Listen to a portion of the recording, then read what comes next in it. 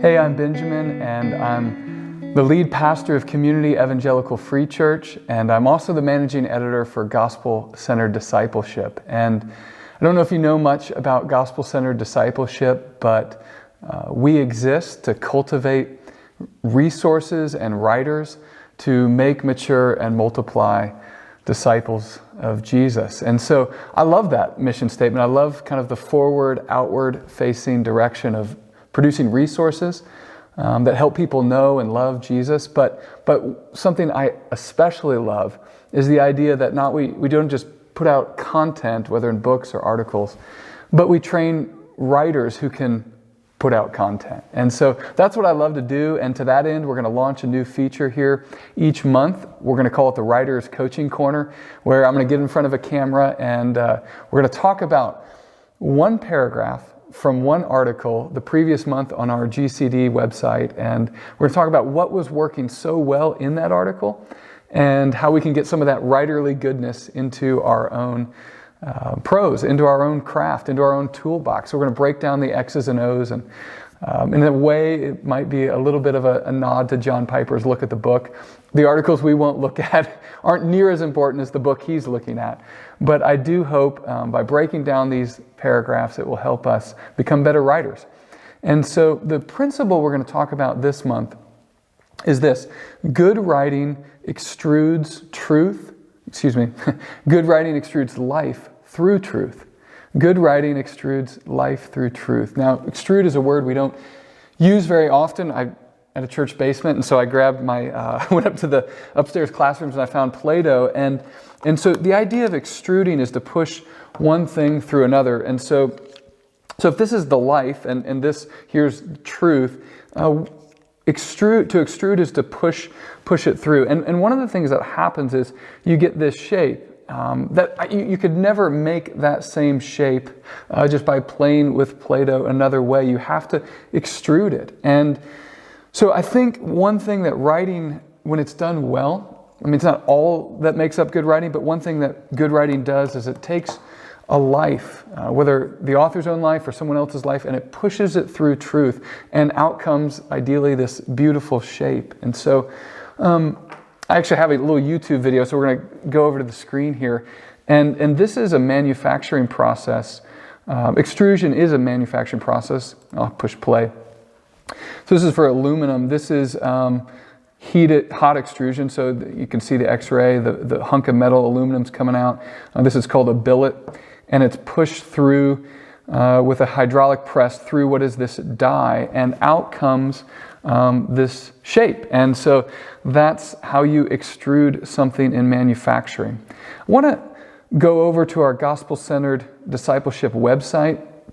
The featured article I have up there right now is How Infertility Revealed My Idolatry. It's by Lauren Bowerman. She's been on staff with us as an editor for a number of years and doesn't do a ton of writing, but does a ton of editing behind the scenes. So you don't see her name on a lot of articles, but she's helping with a ton of them. So I want to actually scroll down to this middle section here, and I'm going to cheat a little bit. Rather than looking at one paragraph, we're going to look at four, but they're very short and could, in a sense, have been one paragraph. So the section here is titled The Cycle of Grief and the Callus of Trust. She writes, "So each month I rode the roller coaster of emotion, that is infertility, swinging between the pendulum of grief and hope, brokenness and joy, disappointment and expectation." And I just love here at the start the idea of the imagery of you've got roller coaster. So the undulations in a roller coaster come to mind, and then swinging of a pendulum kind of side to side. And then you have all of that mimicked here in the writing with these couplets of grief and hope, brokenness and joy, disappointment and expectation. She goes on, "The cyclical rhythm of infertility made it hard for me to ever feel settled, either in my grief or in my hope." Again, repetition of these phrases, grief and hope. "But in time, I have realized that this cycle is doing something beautiful in me." What's that? Next paragraph.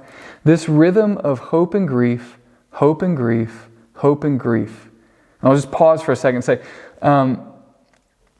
what she's doing there, yeah, it could have been cut. You could have saved words by cutting that to just hope and grief one time. But that repetition, I don't think is gratuitous.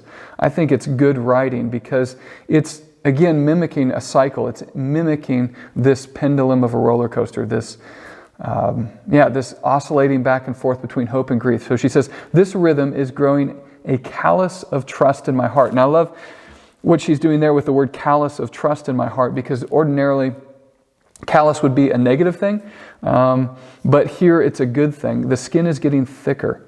My spiritual muscles toughen as again I'm invited to hope, and again I'm invited to lament, and again I'm invited to trust God more this month than the last. Final few sentences we'll look at here. Again, you see the rhythm happening there. Again, again, again. Now here's the turn, and isn't this the Christian life? We are continuously rejoicing and continuously grieving, echoing the Apostle Paul. The beauty and brokenness is always coexisting. And in these places, we have the opportunity over and over again to trust God in the midst of all of it. Life will never be perfect on this side of heaven, but as we struggle, we come to know God and trust Him more. Now, just want to point out, you have the word I up here at the start. And the rhythm of infertility has made it hard for me. And then again, but in time I have realized that the cycle is doing something beautiful in me. Then the rhythm of hope and grief, my spiritual muscles. Again, the word I am, and so on. But then here's this turn. And isn't this the Christian life? We are continuously rejoicing. And so, just to come back up here, I think what's going on there so helpfully is Lauren is talking about this struggle in life and the truth of hoping and rejoicing and what it means to follow God and live after Genesis 3 and to know the gospel and all this truth. But she's pressing it down in and through her life, and out comes this beautiful piece of writing, this beautiful article. And I think one of the reasons that makes for good writing is because you're helping readers imagine what this will look like in their life. I mean, that's really what we're doing. We're talking about truth, whether it's God's sovereignty or His mercy or what it means to be a human being, to be made in God's image with dignity, value, and worth, or to be, a human being in our depravity. Like these are truthful statements. But when we talk about them, we're kind of, even when we're talking about them artfully and carefully, we're asking readers to imagine, okay, what would it look like in my life to embrace those same truths? And that's one of the reasons I think good writing presses a life through truth. Now, I have sitting over here some systematic theologies. I have Louis Berkhoff and a new one from Crossway, Millett Erickson. I'm not sure if you can see it, but Wayne Grudem's classic there on the bottom. Now, they're helpful books. I've found great help in all of those as I've opened up a few of them just here and there, and others that I've read cover to cover. And I do think they're a faithful outworking of the story God gave us, but that's not really what the Bible is, a systematic theology. God gave us a story, the interacting of what it looks like to follow God and serve Him well, press through a life, and who God is and His sovereignty and holiness, and all of that pressed into a life. So there are parts of the Bible, perhaps like the book of Leviticus, that looks a little bit, maybe, like a systematic theology.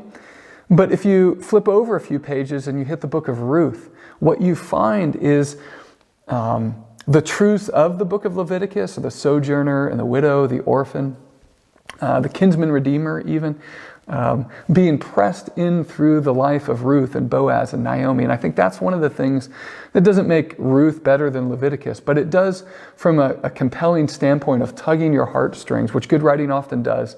It takes a life and presses it through truth. And so one other example, we'll come over here, I'll just show you Timothy Keller wrote an article recently in The Atlantic, Growing My Faith in the Face of Death.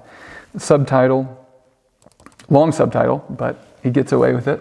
I spent my life counseling others before my diagnosis, but will I be able to take my own advice? And you can hear even from that subtitle, he's setting up this article, and I won't read the whole certainly the whole thing, but even the first paragraph. But basically what he's doing is he's saying, since 1975, I've been counseling people through death and into eternity, and I wrote a whole book called On Death.